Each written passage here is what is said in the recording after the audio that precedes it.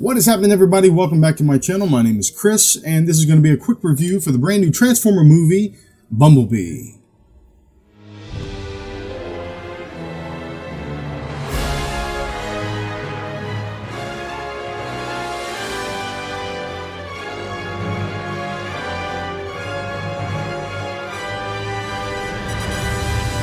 Okay, right off the top, I just want to disclaim that I did enjoy the first Transformer movie, the Michael Bay movie, and understand that the rest of them were sub-quality. But still enjoyed them up until the last one for just its eye candy and its sound candy. It used to be, these movies are what I used to call when I used to work at a video store, when people would come in and say, I got a brand new sound system. What movie would you suggest?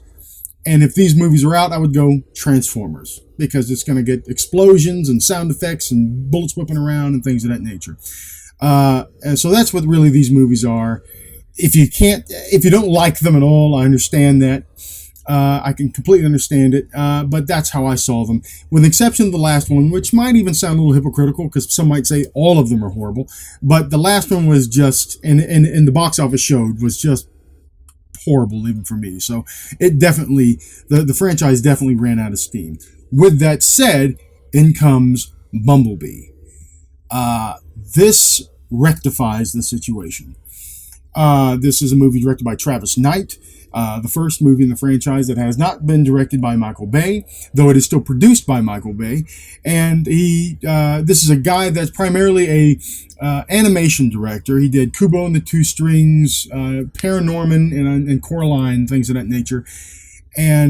But above all, so he's good with and then those are all good stories, but he's also good with animation. Being he was an animation director, and you can tell that within this movie, because the characters within these robots look more live than they ever have in any of them. With that said, he's a fan. That's the one big difference, I think, just starting off. Michael Bay, if you watch anything behind the scenes, he says he never wanted to. He was offered many superhero movies and things, and this is for the first Transformer movie. And he never wanted to do that. And then they had offered him Transformers, and he said, I don't want to do a toy movie, until he realized that the potential for having a car go 80 miles an hour and transform into a robot, which sounded cool, which does sound cool and was cool. With that said, this is a guy, Travis Knight, that in all of his interviews, he has said that he's a child of the 80s, like myself and many of people I know, and many of you out there. And he loved the G1 stuff, and he's a fan of this franchise. Not the movies necessarily, or just the movies, Transformers in general. And you can see that seeping through the cracks of this movie.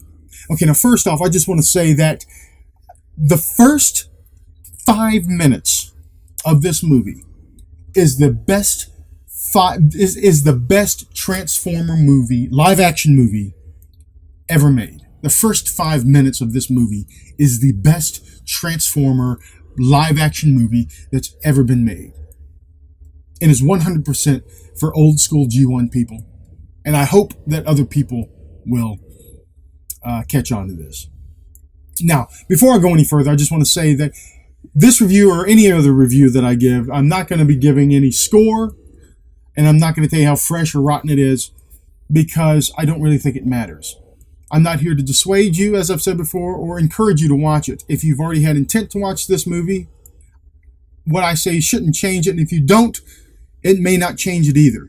If I give you a score and tell you this thing is a 2, and you wanted to see it still, then you're probably going to see it. With that said, the whole idea for this is to talk to you like as if I was talking to someone across the table from me. So I'm going to tell you how I feel, and if you like that, or if you understand that, or agree with that, then that's fine.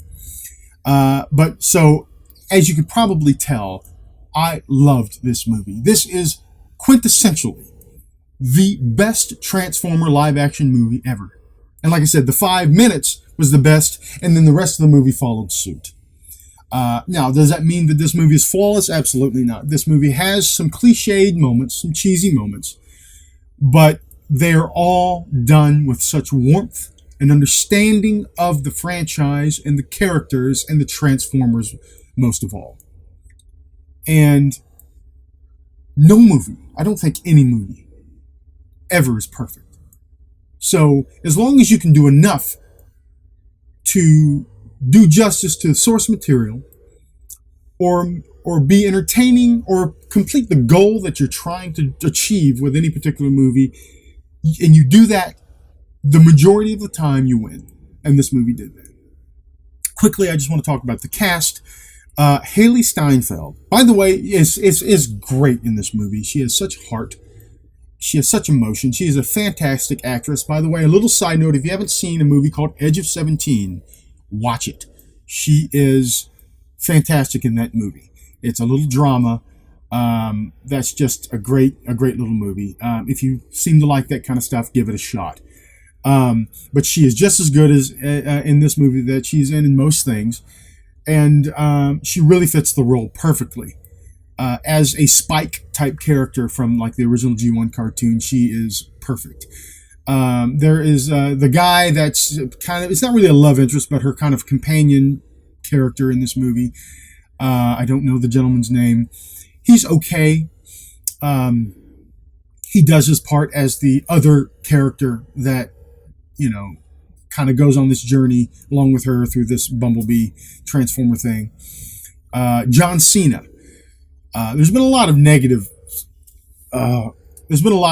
things correlated with John Cena in this movie, and I would agree for the most part, but it's nothing offensive. Most people say he's probably the closest connection to the Michael Bay side of this stuff, which, by the way, this is supposed to be an origin story for his Transformer movies, but there is there's a lot of stuff in there that suggests more of a reboot, redo than a prequel.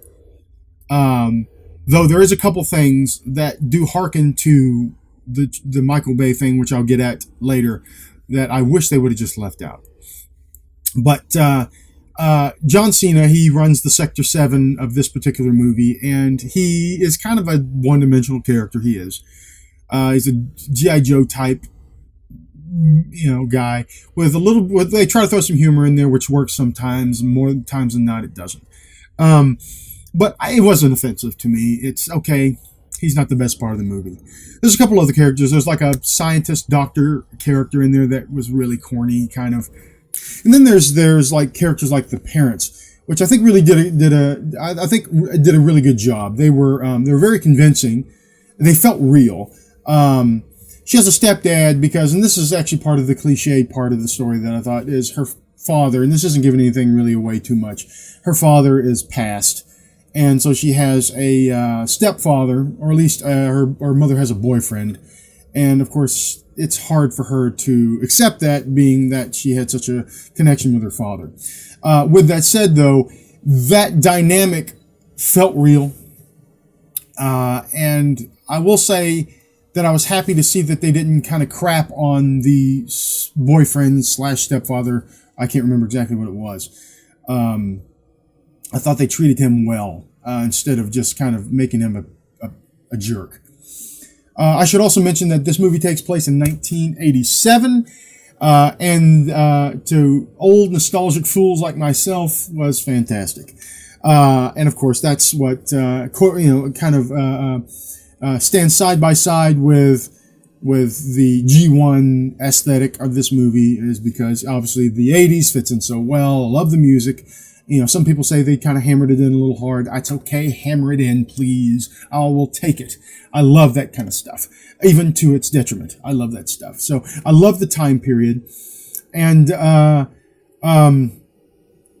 the story itself really focused well on the relationship, kind of as the first movie did, with Haley Steinfeld's character, Charlie, and Bumblebee, and they did it really well. They did it even better than the Shia LaBeouf stuff, which I thought they did pretty well.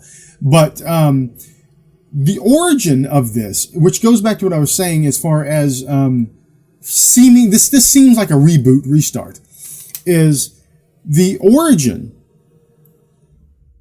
is completely redone in this. And I won't tell you, but that goes back in those first 5 minutes. And how Bumblebee arrives on Earth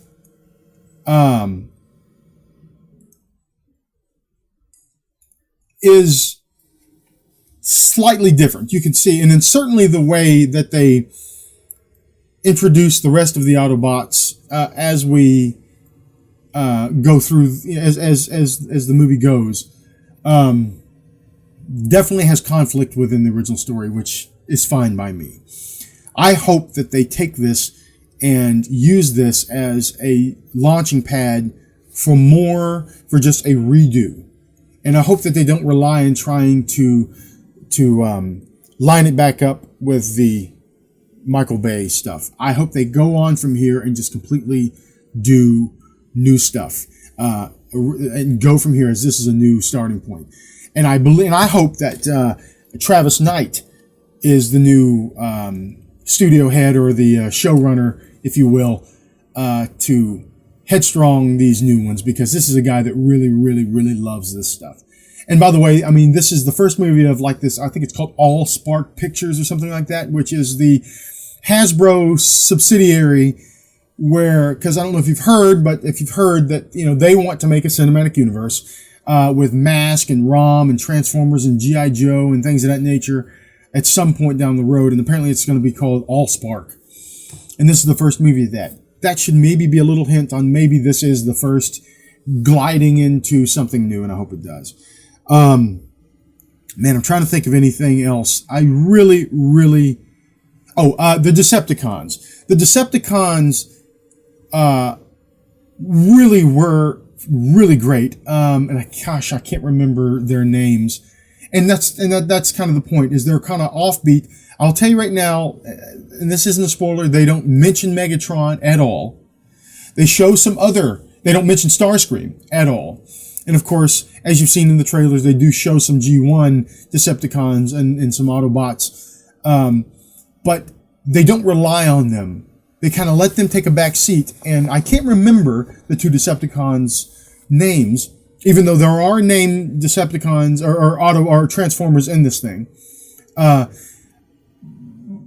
But they were convincing, and there were few. There were only two of them, which kept everything concise and tightly packaged, and just allowed it to focus on the story. Like I said, there were some cheesy moments. There was some kind of forced stuff. But man, was this a fantastic movie. I'm looking at the thing here now. I mean, there's little things like why she's underneath the Bumblebee. All of that makes sense. Her character makes sense as far as, her origin and why she knows what she knows, her skills and things of that nature. And it feels like a true friendship. I don't know. I don't want to ramble on anymore. I just want to say that I love this picture. I thought it was great. Not perfect, but if you do your job right, you don't have to be. And I just want to say that I guess if you had any ambition to watch this thing, go see it. I hope that people go see this thing. If you don't care, then you're like I said, if you just don't care, then you don't care. I'm so scared that people are going to be so put off by the last movie and the subsequent movies before that, they're not going to give this thing a chance, and it certainly deserves it. Fans of Transformers deserves to have a movie like this and more movies of the like. Because we waited 10 years, even though I enjoyed, for the most part, the other movies. I understand that it wasn't really what I wanted. This is finally what I wanted. And a lot of people, I believe, because it's getting really great scores. And it would be a shame if they don't get to do any more like this. Or if they only do one more and then they can't do any more because they don't make money. So if you have any interest in seeing this movie, please go see it. Support this thing, because, my God, if you don't and still complain that we didn't get a Transformer movie that we really want, I guess we can't really complain. because we didn't support the one that finally worked. Anyway, maybe that's it for me. That's all. I won't go on any further. I'll just say once again, I just really adored this movie. Please, Travis Knight, do more. Anyways, so if you like my review and my opinion about this, please leave a comment, a like, a subscribe, hit the little bell to be notified when I do any more reviews or any more videos, and just drop them down the pipe, and it just sheds some light on me. That's so much appreciated. So, without further ado, I will say thank you so very much for watching this my review, and until next time, take care. Bye-bye.